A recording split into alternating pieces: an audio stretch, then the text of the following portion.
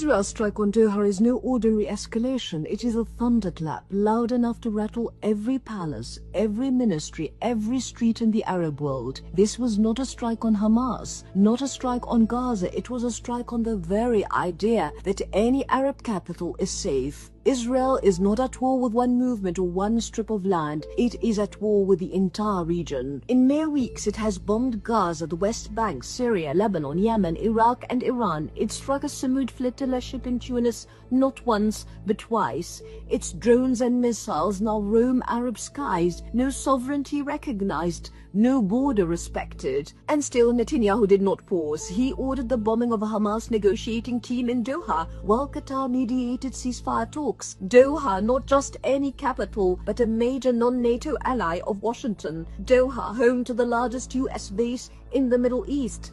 Doha, a state that has poured billions into American coffers. None of it mattered. In one single day, Israel bombed a Gulf state at the heart of the Arabian Peninsula and a North African state across the Mediterranean. 2 continents, 2 Arab states, thousands of miles apart. The message is unmistakable. No one is immune. Israel is laying down a new law. Every land, every water, every sky is fair game if Israel wills it. International law is ashes. The only law is brute force. Knesset Speaker Amir Ohana spelled it out soon after the strike on Doha. This is a message to the entire Middle East. He even posted it in Arabic to make sure the humiliation was direct. And Washington nods along. Just months ago, Trump stood in Doha boasting of a $1.2 trillion deal, pocketing tributes, even a $400 million private jet, a palace in the sky. Doha had just mediated the Congo-Rwanda deal under his patronage. Yet when Netanyahu called in the strike, Trump gave the green light.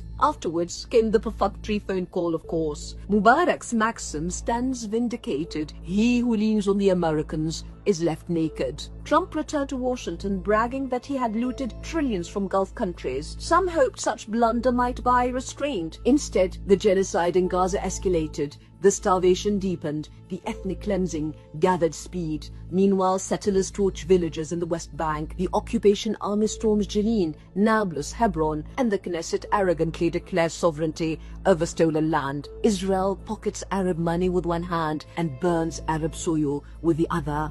And the irony cuts deeper still. The men bombed in Doha were not fighters, but negotiators, delegates present because the US asked Qatar to host them. Qatar carried out America's bidding, and still Israel bombed its capital under America's cover. Of course, when the assassination attempt failed, America washed its hands. As Tom Barak, US ambassador to Turkey, once admitted, for Israel, the Sykes-Picot lines are meaningless. They will go where they want, when they want, and do what they want. This doctrine of impunity is not improvised. It follows the blueprint of the 1982 Yinon Plan, which called for the fragmentation of Arab states into sectarian enclaves. Iraq splintered into Sunni, Shia and Kurdish entities. Syria divided into Alawite, Druze and Sunni fiefdoms. Egypt weakened so Sinai could be reoccupied. Palestinians transferred across the Jordan. The same vision resurfaces in today's Israeli discourse. The author of Return to Mecca, Avi Lipkin, predicted that Israel's borders would extend from Lebanon to Saudi Arabia, which he called the Great Desert, and from the Mediterranean to the Euphrates. In an interview he asks, and who's on the other side of the Euphrates? The Kurds, and the Kurds are friends, so we have the Mediterranean behind us, the Kurds in front of us, Lebanon, which really needs the umbrella of protection of Israel, and then we're going to take, I believe, Mecca, Medina and Mount Sinai and purify those places. The ultimate goal was always clear: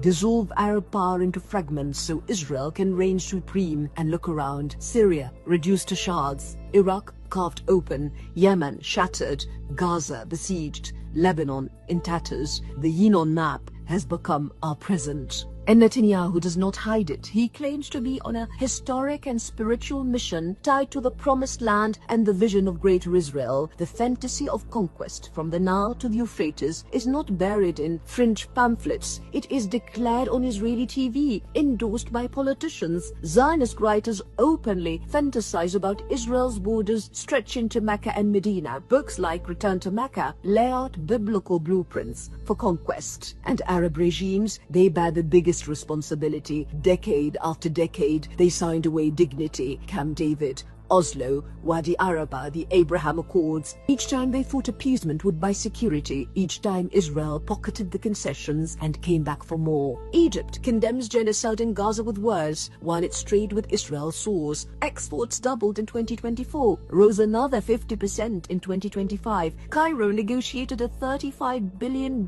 gas deal, the largest in its history, even as Norway divested from Israel for war crimes. And beyond trade, Arab skies remain open. European states banned Russian planes after Ukraine. Arab states can't even close their skies to Israeli jets, even as they bomb Gaza and now Doha. Instead, they jail their own people for protesting. They silence solidarity.